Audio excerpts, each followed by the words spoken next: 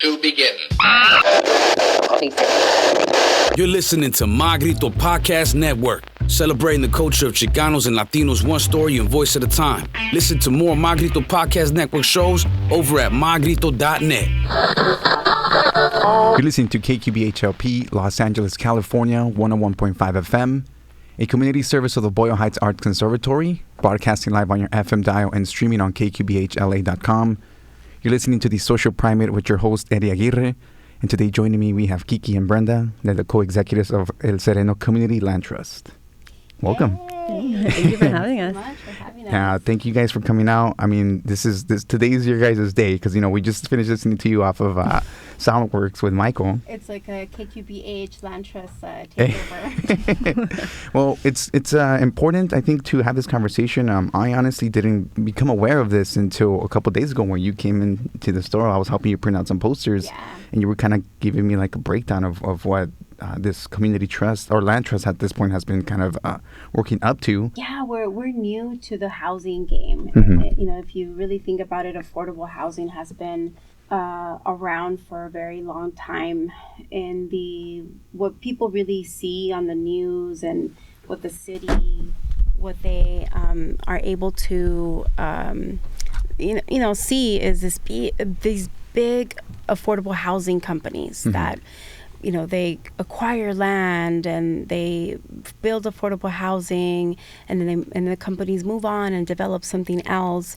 And here comes the land trust people with, we're going to include community in the conversation in housing, and community knows best of what their needs are and how they should be addressed. And we are part of a coalition in Los Angeles with other land trusts that feel the same way, that they've done a lot of grassroots. It's BIPOC-led, and that's something that's very unheard of in the real estate market. We are really pushing boundaries out there in the sense that we're going and saying, hey, we see this piece of land, we're going to remove it from the speculative market, and we're going to give it to the community through the land trust model, and it's going to be an ability to build off of that, where we can offer programming where it can really create stability for the community. And at Sereno Community Land Trust, what we are doing, where we are at right now, we acquired a property in borderline El Sereno, Alhambra. It's on Alhambra side. It's an A property unit, and it offers affordable housing to the people that live there. And it was acquired through a pilot program through the county. And so that's one of the assets. And from there, we're growing. We're already in the process of looking at other properties that can potentially add to the trust. And what we're doing is, at the end, turning it over and saying the community is going to have a say of how we're going to use this property. And which is, in the eyes of many, a very radical view, to have the community have input on real estate. And we say, yeah, why not?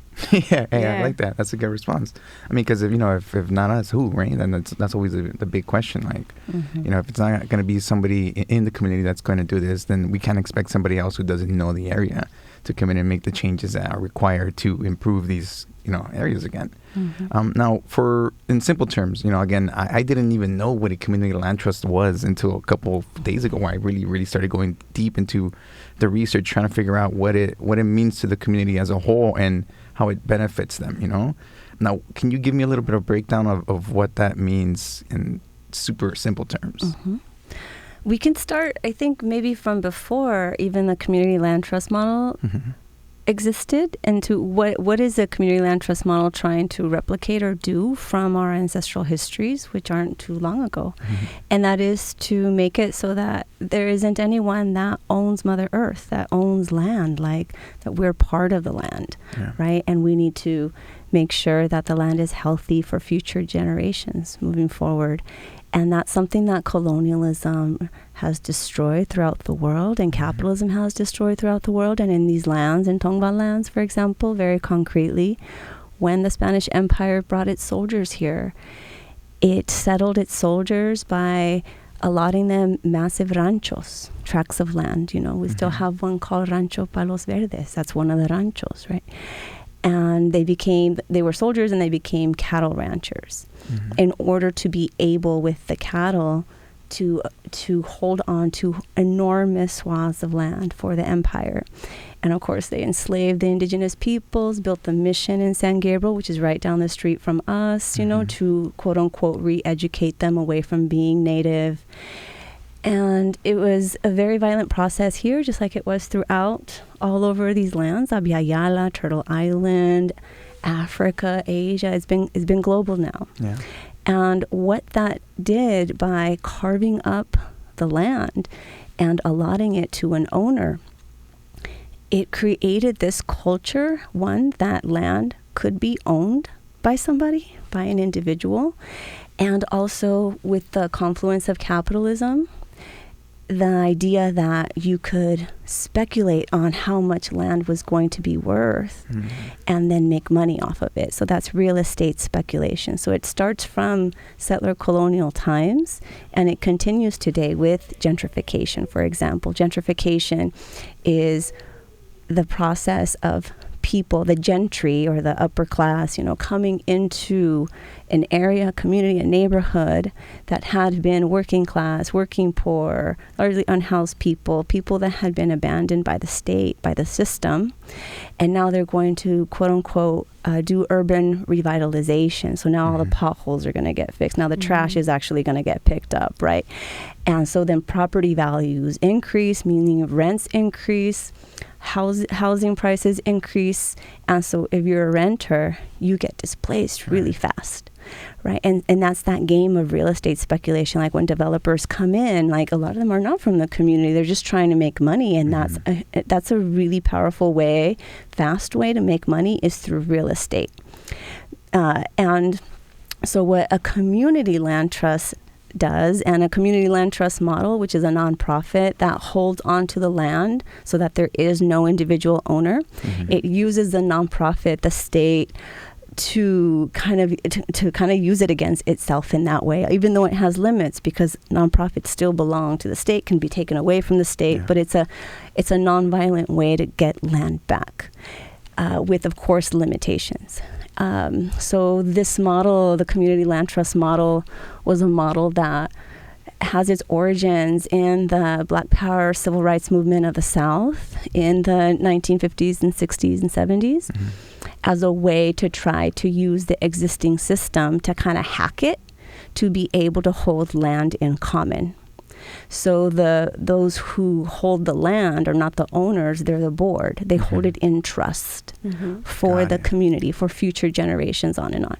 And that has been a model that has been growing over the last couple of decades, and especially the last decade in urban areas, to try to ward off gentrification, to try to take land, housing, buildings off of the speculative market, so that it can't just be sold and people get displaced. And so what community land trusts do is, one, take land and community spaces and housing off the speculative market, and then from there they vary. And the ways that the tradition that we follow is trying to make it so that we can support community in self-sufficiency, in building autonomy, in having more community stability, which would allow them to spend more in the local economy. So part of our model also includes an economic resilience piece. We just acquired a storefront, and we're helping capacitate a cooperative of artisans there, into like running a business together. So it's, again, betting on community through a cooperative rather than like a small business owner that for many people, it's not possible to take out a lease on your own, right? And to have a business on your own. With the cooperative model, you depend on each other. Everyone puts in their bits, and then together as a whole, they're very strong.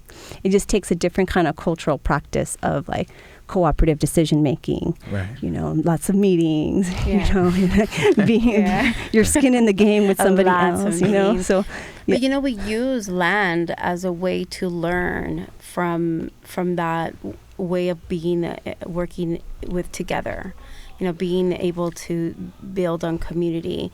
Part of the land trust itself, we also have a space where we land steward a community garden, and there we offer programming there. So through the pillars of our work in our organization, we offer capacity building, and that is such a great opportunity to be able to open the what has been very closed in the industry, whether it be in housing and in the market, in the economic world, where it's very specific with all these words and jargons that our community might feel very not attracted to and fearful, just because it's not something that it's in common practice. But we make it accessible, and we let them know that yes, they can. They too can be part of this world, and together they can really advance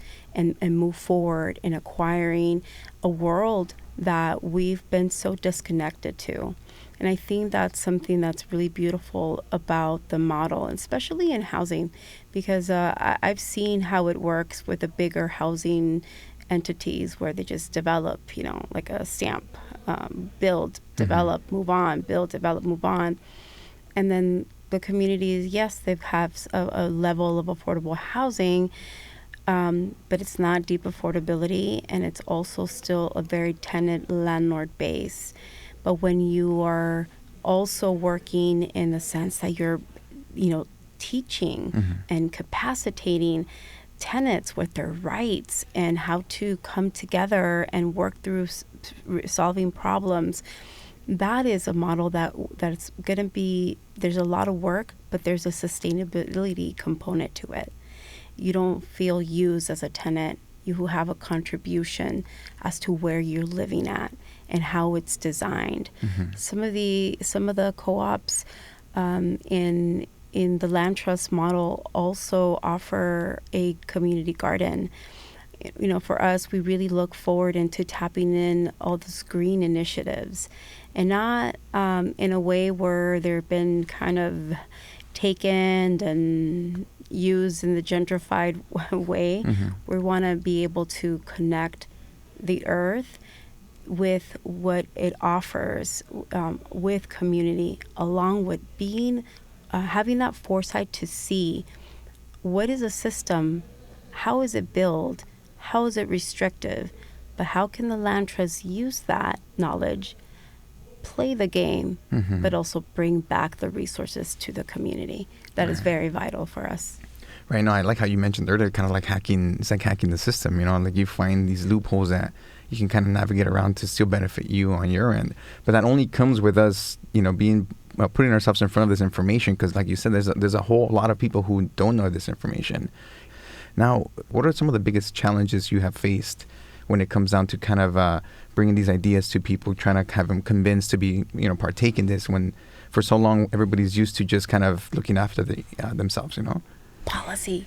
The biggest work right now is the information is sort of out there, but not really. But we're advocating in the state level and eventually the federal level.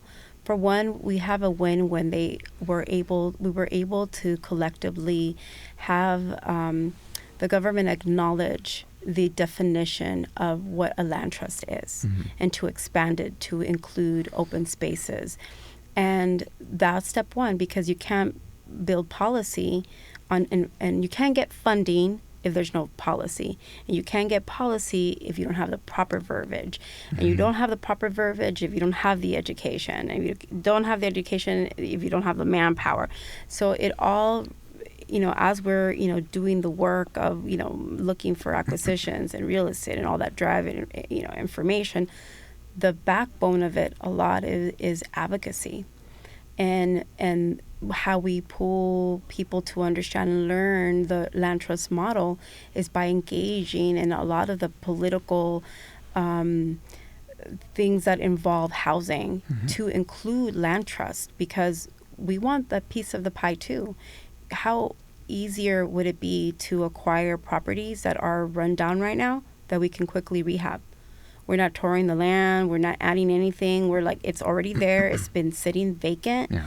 And we can grab that property, make it livable again, and then offer it and through the land trust model. And that the community is going to be able to have that input.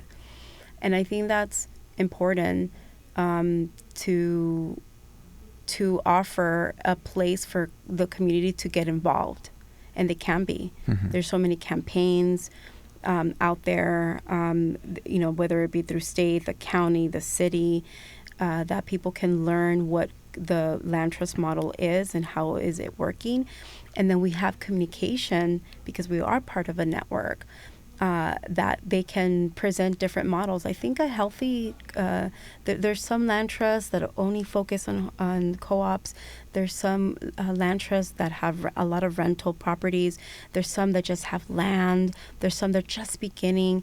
And each one has its own backstory.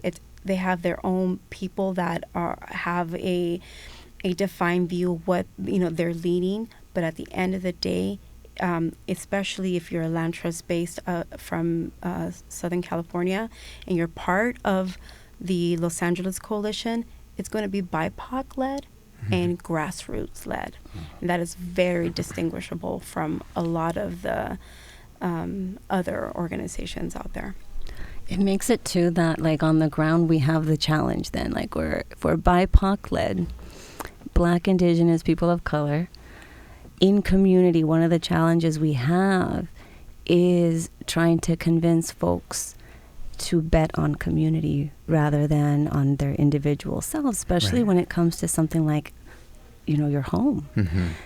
BIPOC people have been marginalized from the generational wealth that purchasing a home can bring future generations. And we've seen that in the United States over the last 100 years, like when these mortgage instruments that we know today, the 30-year mortgage, became a new thing. It was during the New Deal reforms that were trying to figure out what to do, how to stabilize the country from the crash, from the Great Crash, the Great Depression.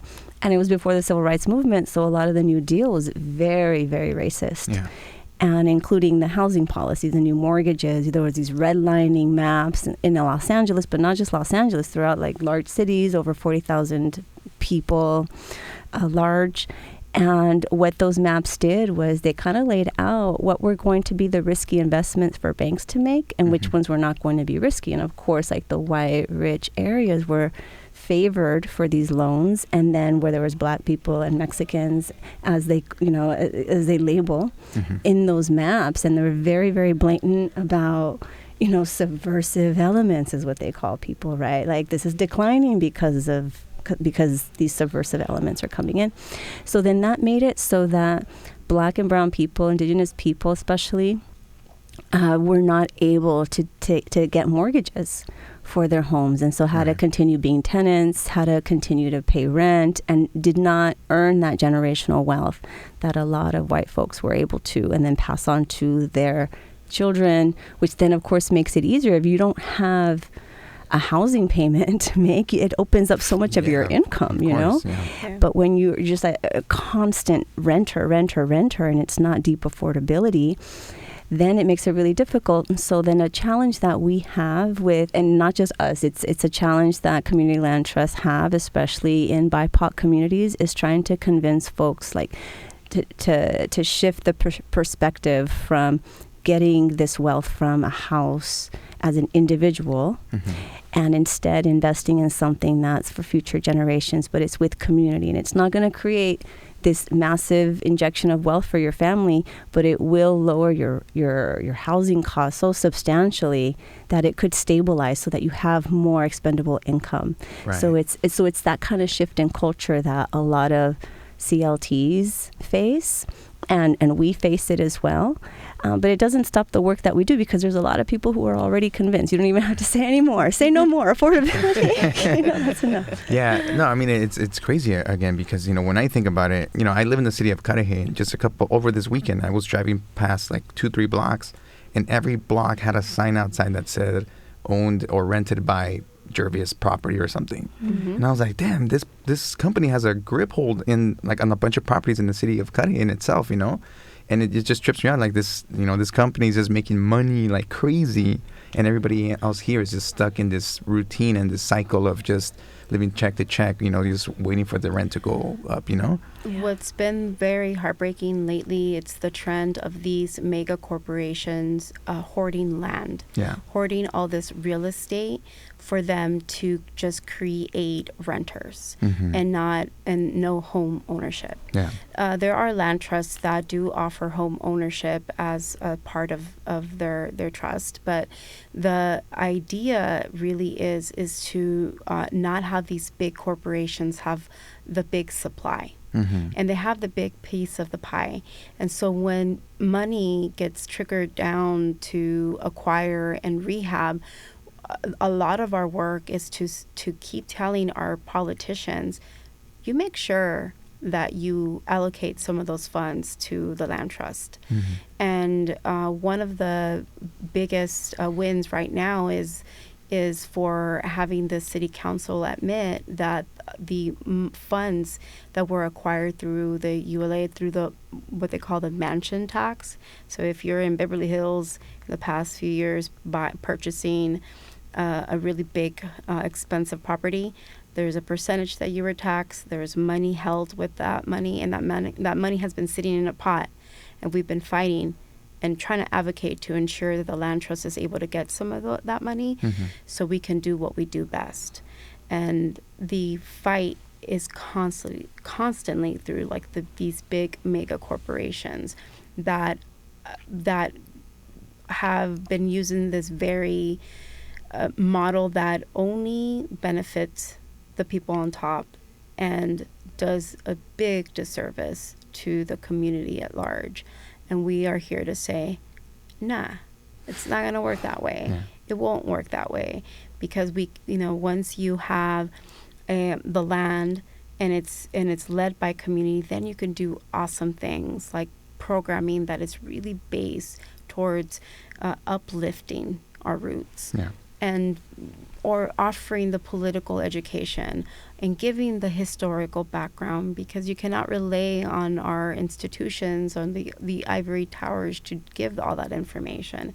But once we have a space to do that, it is our obligation to be able to provide that, because we believe with a better informed community, better decisions, and more cohesive way of thinking will occur.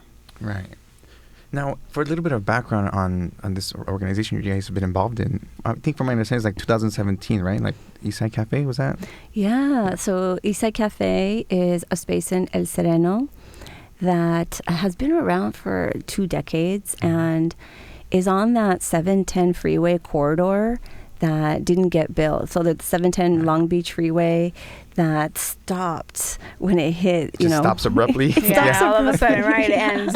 when it hits like near the San Gabriel Valley, largely because in Pasadena, very wealthy homeowners were able to stop it, which has not been, we're in Boyle Heights, where like, 6 freeways cross this area and cause so much displacement. And, the 105 freeway caused a lot of displacement over in the south of LA, so it could go toward the airport.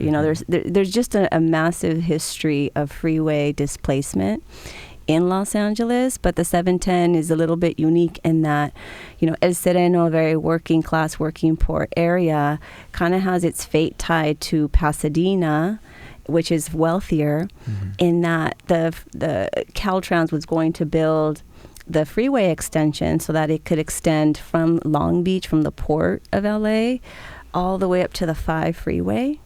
But it ended up stopping, and Caltrans had purchased all these buildings and all of these homes to demolish them, but wasn't able to continue with that project because there was this big fight about the freeway. So the Eastside Cafe is in a building that was set to be demolished by that project.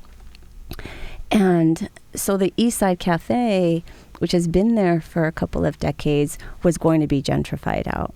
So this is exactly like what we're talking about, right? Like the owner of the building was going to sell the building to a developer, which was then going to flip it, and And then, that attracts the gentry, the upper class, to come move to the neighborhood, which then displaces the community that's already there, and the social fabric is torn. And so what the Eastside Cafe did was it was able to talk to the owner of the building, the original owner of the building, and convince him to not sell it, to please sell it to the Eastside Cafe, although the Eastside Cafe didn't want to be a landlord. So the Eastside Cafe was able to raise enough, money, kind of like for a down payment, and then connected with these other orgs throughout the city to be able to hold the building so that the Eastside Cafe could stay. Sadly, this meant, though, that the Eastside Cafe's rent skyrocketed. And so there's the self-gentrification that took place in trying to hold the building. And so we're in conversations with the Land Trust, which then the Eastside Cafe created to be the landlord, of the building. So we're in conversations of how we can stabilize rent in that space.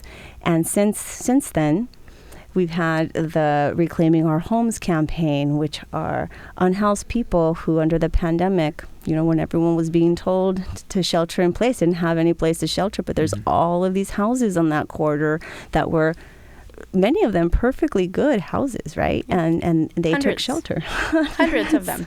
That the Caltrans, who are the entity that builds the freeways, had acquired decades ago. Decades. They've been sitting there decades as the housing crisis has been exacerbated, especially through the pandemic. So moms with children, people in the community, along with the help of the Eastside Cafe, they ended up reclaiming the homes. And it became a big ordeal. I think it was during Thanksgiving where they were physically removing the mother and children that had reclaimed these homes that had been sitting empty, that are state, owned, people owned from our taxpayers' money. And they were removing them in Thanksgiving, and it became a big thing. The news came by, such a big deal that Governor Newsom had to step in and just say, no, leave them there.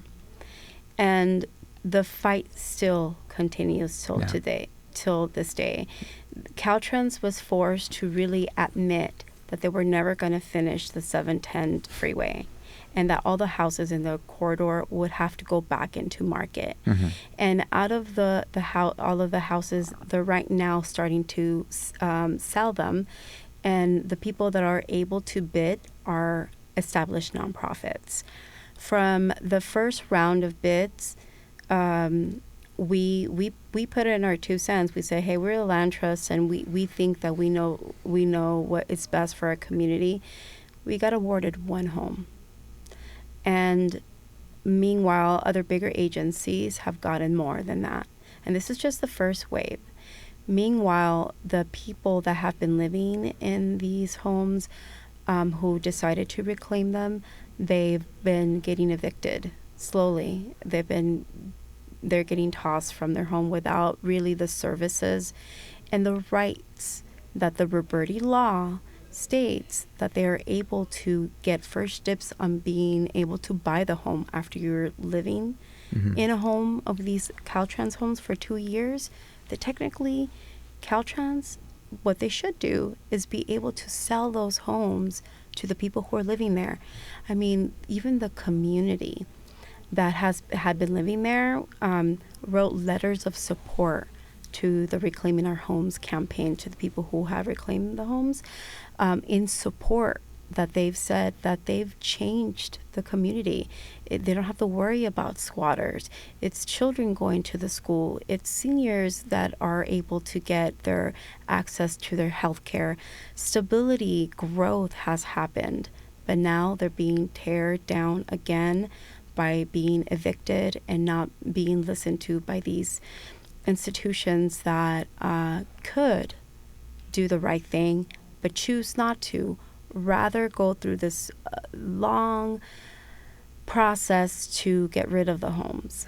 And there's articles in LA Time have discussed it. We have a journalist that's writing a book about the work. And as the Land Trust, we don't do the advocacy in the sense of what these campaigns that come out of the Eastside Cafe and ROH, we are in support. We are standing in the background to the moment they tell us we've secured an acquisition opportunity. Can the land trust step in and help? And this is where we come and do our thing, our nonprofit work, and we're like, this is where we're going to be the little guy, advocating for what the work is, and we're here to support. And it's very beneficial because we have that connection to the understanding on the historical background, on the work and efforts, and what is the right thing to do. Because we have that knowledge, our policies and procedures and everything that we do, because we are a nonprofit, something owned by the state, but it's something different because we understand the community first. It's crazy because you said decades that this land was just vacant. So like to think about like the fact that these places are available, they're habitable for people, and yet they're saying no, like get out of here. It's like, it's not following. It doesn't make sense. It's not following market logic, and if they let some people get away with it, then other people might be inspired. Like maybe we can do things differently, and that's actually how struggle is won. Is that we, struggles inspire. They make us imagine things can be different. They don't have to be this way. And that's more than anything, I think that's my opinion. I think that's why Caltrans and these entities really don't want the reclaimers to be able to win, because then they will have set an example for dreaming, for imagining, for doing something. There's a precedence there that people can go back to and build on, and that could be very revolutionary. And when you realize that entities like Housing Authority of Los Angeles, they're not a government agency. They're not state. They're not city. They're kind of like their own standing wheelhouse. And they're the ones that right now are doing the property management for these Caltrans homes.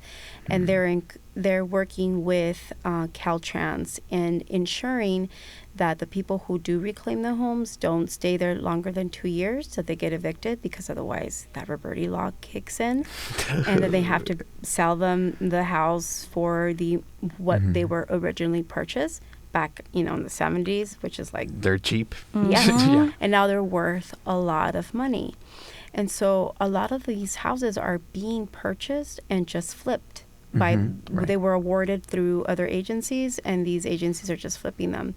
And so that the preference in which housing related entity is going to be awarded from Caltrans and HACLA, it's always these bigger agencies, and when they look at the land trusts, they don't see the vision, don't support the vision, and it becomes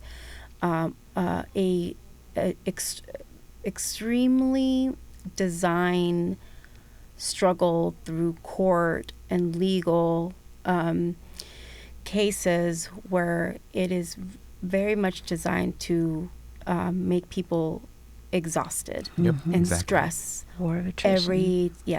All the time. And this is why one of the things that we can offer as a land trust is the political education and how strategy and tactics and how these agencies could work, and study that.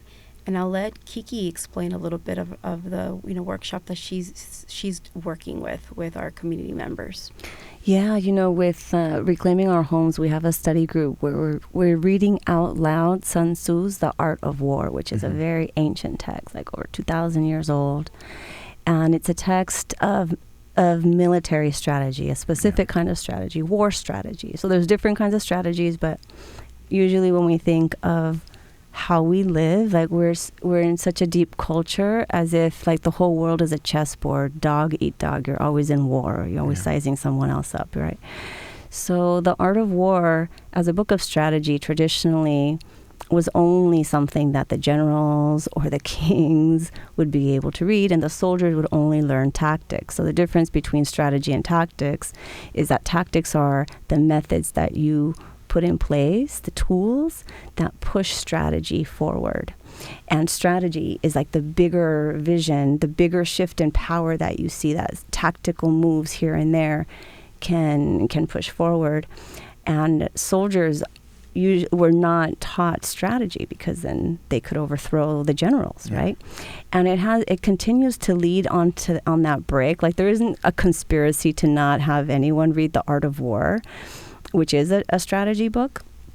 But when you look at where you find people talking about The Art of War, it's in the business section of the bookstore, which I don't know what else can convince anyone that capitalism is war.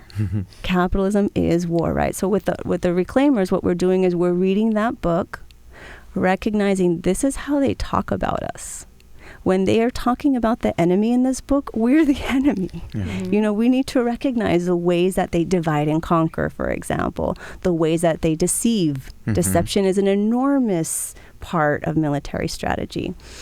And what we're doing is we're reading it with that view, and also talking about how do you fight war back then without becoming the monsters that you fight, right? How do you do that? And we talk a lot about the Zapatistas. This is something Isai Cafe has really held down over on the east side, is this conversation about the Zapatistas, the rebel Maya movement in south of Mexico and Chiapas. They have a military.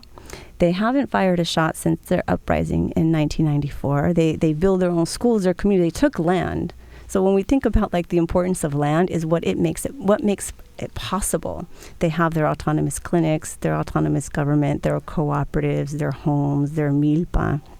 And that has these enormous outcomes and impacts on health, on dignity, on justice. There are non-Zapatistas who use their clinics and their justice systems because they're more fair and they're more helpful.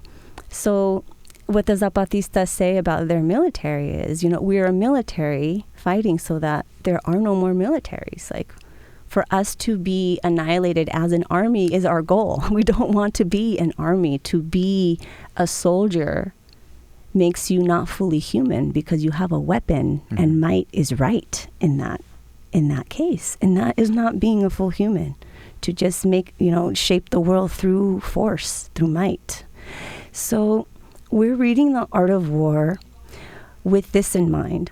The Art of War is military strategy.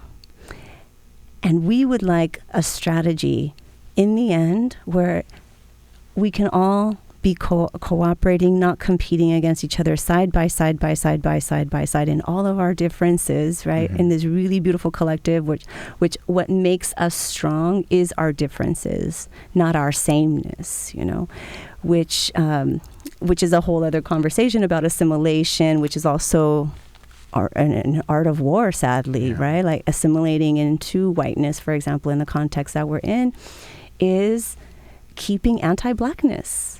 White supremacy's other pole is anti-blackness, right? And so there's always, if you want to go above, there's always going to be a below in that closed structure. And we're trying to move away from that structure and creating one that's more dignifying for everybody, while recognizing that we're in this structure. And how do we strategize to get out of it?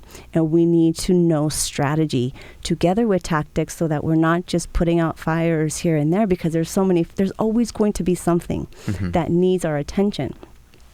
And so we need to talk about how to not veer our attention away from these immediate needs that we have at the expense of strategy, the bigger question. And so in talking about a land trust is a nonprofit. Reclaiming Our Homes, Eastside Cafe, they're autonomous movements. They're not a nonprofit, right? And so what our goal together is to strategize together so that the land trust can be the really boring nonprofit. It's part of the state, right? The state can take it away. So we have to cross our T's, dot our I's, pay all the taxes, everything. Things that radical movements, autonomous movements usually don't do, right? But so when Reclaiming Our Homes, is having this battle, for example, with Caltrans, they can say, hey, look, there's a bourgeois institution called the 501c3, the nonprofit that you trust, right? Because it speaks your language, right? Mm-hmm. And so how do we strategize together with movements for that? While also recognizing that as the El Sereno Community Land Trust, we also serve tenants who are at all not movement people, and they don't want to be movement people. Mm-hmm. They're just really happy to have affordable housing, and that's okay too. Yeah, of course. I mean, you still have to have a say in the fight regardless, but I mean, what has been like the easiest way from, your perspectives, like in terms of getting this across to people? Like what has been the easiest way to get them to be like, you know what, I want to learn and know more about this cause? One of the most effective ways, and I speak from personal experience and then I witness it, is, we have an open space program with a little garden. Mm-hmm. And there's something that is undescribable about being with plants and soil and land, right? Mm-hmm. That is not the building, it's land and it's life. And it's like a new feeling that a lot of people get about community, because you realize you're in community with not just other humans. Yes. You're in community with all of Earth, all of life. And so like it's kind of like a spiritual kind of connection that, we don't usually talk about it like that, but it's something that is so difficult to just talk about in just a mental way, in just like a recipe kind of way. It's more of a feeling. I feel like the open space part, even though it's like it's the one that's the hardest to be self-sufficient, because it doesn't bring in money like the way that housing brings in some rents, and then they can be more self-sufficient. Like the open space part, that is really important for the experience and for the truth of what it means to be in community, and also like the ability to pick arugula or spinach and eat it right there.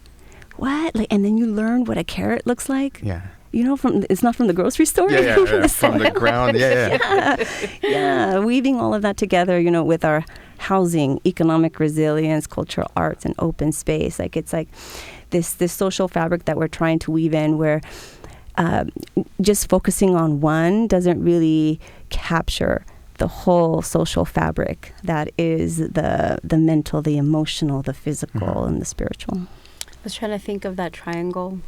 Maslow's hierarchy of needs. Yes. And I think when it comes to housing and the housing market and affordability, a lot of the companies tend to build and kind of skip on the very, if you look at that triangle and you look at the basic need, which is food, water, land, they're skipping the very vital and most important part of housing. And that is being able to feel the connection to the earth and the caretaking of that earth.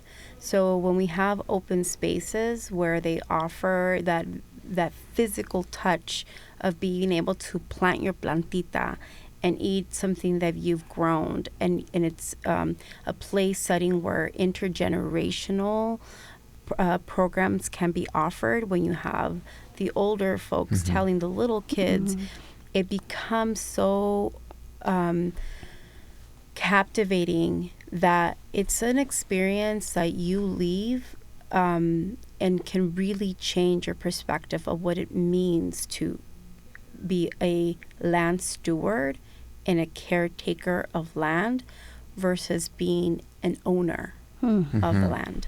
And that is something that it's been lost.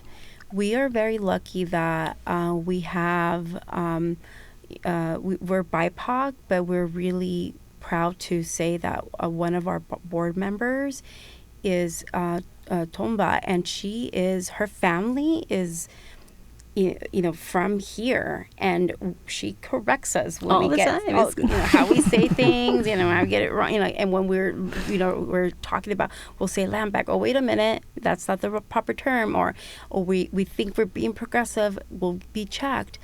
And one of the beautiful things that she has talked about is how before the lands were stolen, how visually beautiful the land looked like, and how you can go to the beach and there will be so many oak trees that there will be shade throughout, like your journey to the inlands to the beach, because there were so many of them. And when you hear stories like that, and all of this knowledge that gets lost through capitalism, the education system, and all of the systems and all the isms, that you forget what the simplicity of being able to not be destructive of nature, and to be able to work together and be part of the ecosystem that had been working successfully for so many years, that the indigenous people of the lands have, already discovered and had been doing it for thousands of years. We're just allowing a space to rediscover what has been known through our ancestors. And that is so vital as the urbanization of lands continue to just build shopping malls, build more concrete, and where you can be really in urban settings and forget to place your feet in grass and connect. Yeah. And then you work these 8 to 5s, and then your job forces you to get so many other jobs just to pay rent, just to survive. But then before you know it, it's been 10 years since you left the city, and that you don't know what it is to look at the sky and just see stars and not smog. And so to be able to have a little piece of land in urban setting, when you focus on that, and hopefully the students can learn that they can themselves be conscious enough to take themselves out and travel to the outskirts of, of where there isn't a city life. And then maybe then when they look at businesses and markets and real estate, they're not thinking of how can I individually own this. They can think of how can we acquire it and use it for community and not be destructive of the land. Damn. And that's going to take a big like shift in consciousness because again, we're so used to just me, let me take care of this, let me take care of my family. But then when you start thinking about other people, you're like, I don't even know that guy. It's like, I don't care about him. But, again, it's going to take a level of maturity, I think, to get to the point where you see outside yourself and you see it in the grander thing, And again, that only comes, I think, through hardship sometimes or through a common struggle. But it's huge that there's people, that are involved in such things like yourselves that are really kind of taking the time to educate people, first and foremost, because I think that's the first thing that's going to change things, just being aware of this. And then once you become aware of it, you become interested in it, and you slowly kind of start chipping away at that part that you thought you knew made the society, Yeah, and also like having a little piece of land where you learn how to grow food. Yeah. You learn how to forage, for example.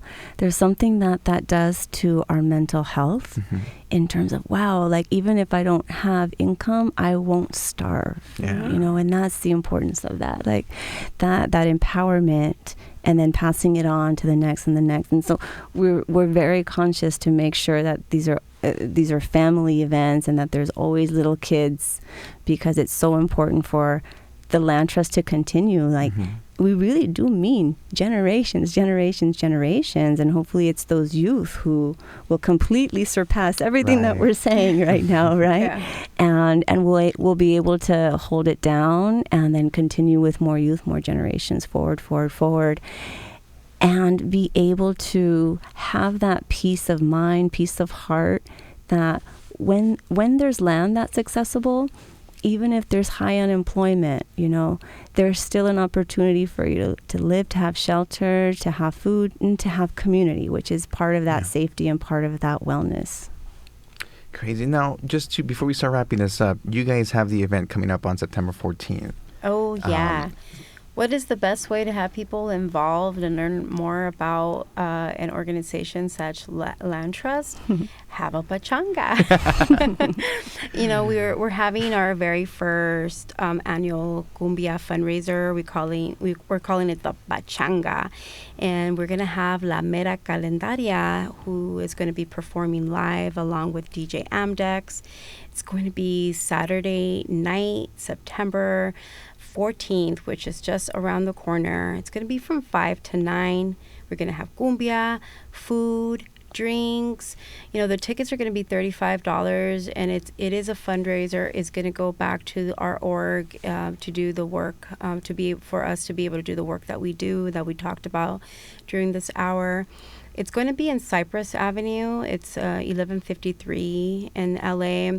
But if you want more information and details, we're going to have like packages of food. So if you want to purchase your food and your beverages along with the ticket, you're able to do that on our site. And you can visit elserenoclt.org. Awesome. And our last question, I'm like, was there like an objective for this event? Is it just to help you kind of fundraise for, just funding the organization for the next year or so?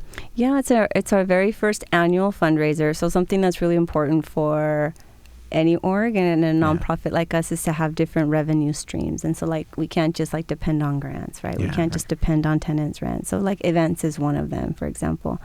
And it's also a way for us to celebrate and have, experience joy together, which we don't really get to do, especially in the face of war all of the time, and to get to know more folks and to have conversations about their geographies and how it is that they're doing. And maybe it'll inspire other folks to do something maybe similar, but in their own context, so very specific to them, and knowing that, we can be a resource for counsel, for advice, and also that there's a bigger network. We're inviting all of the LACLT coalition to join us. We got the Boyle Heights Fideicomiso, we have Liberty, we have Trust, we have a Chinatown. Like a lot of land trusts are growing throughout the city, so lots of folks are expected to be there. And maybe there's a land trust in your neighborhood. Yeah. And if not, maybe you want to start one. You got a lot of people. I know anybody out in Sella gotta get on it.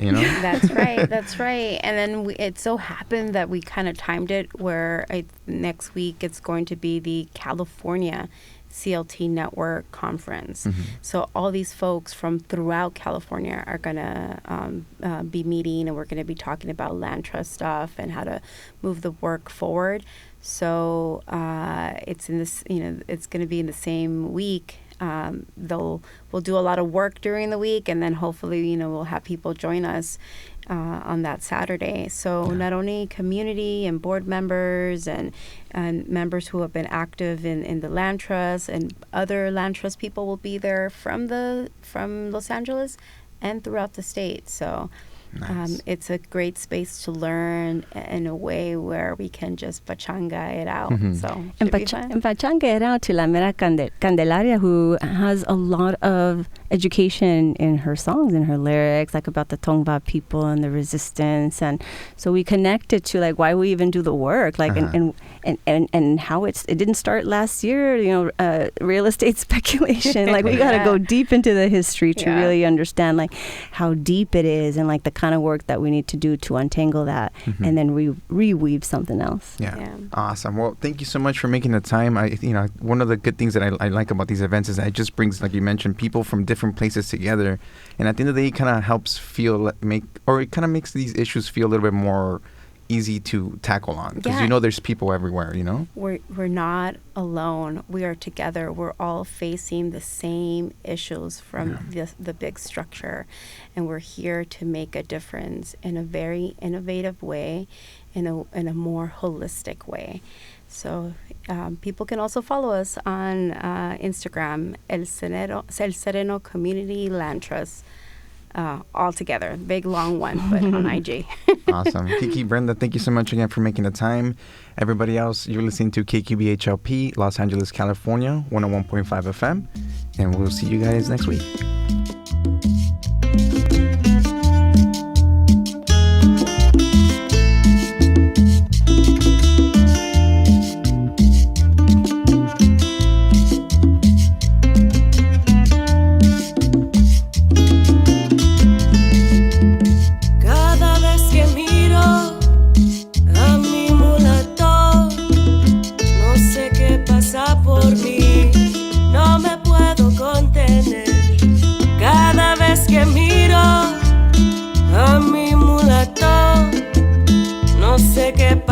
Por mí, no me puedo contener, y le digo así,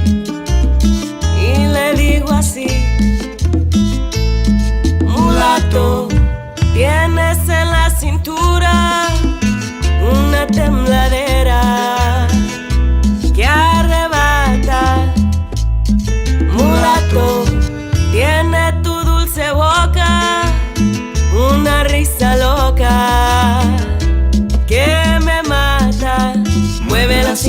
mulatón de mi vida, que me muero yo por ti. Mueve la cintura, mulatón de mi vida, que me muero yo por ti.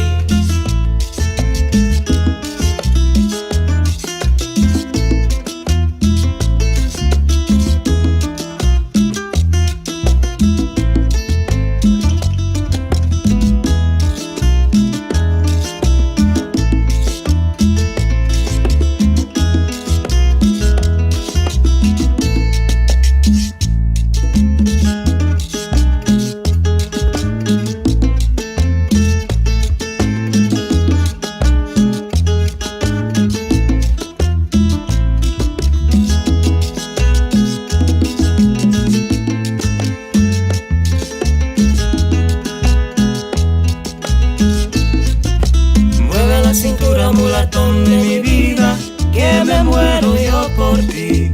Ese mulatico es lindo, yo lo quiero para mí.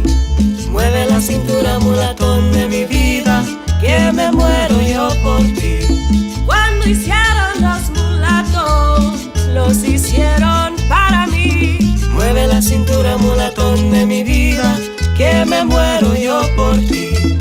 Ese mulatico lindo, me lo llevo hasta París.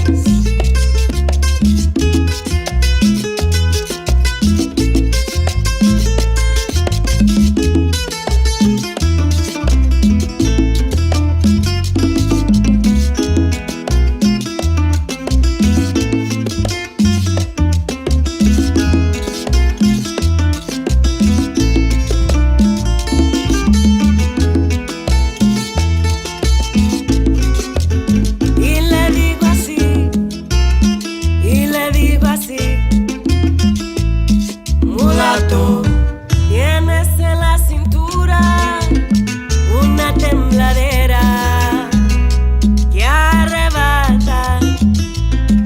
Mulato, tiene tu dulce boca una risa loca que me mata. mueve la cintura, mulatón de mi vida, que me muero yo por ti.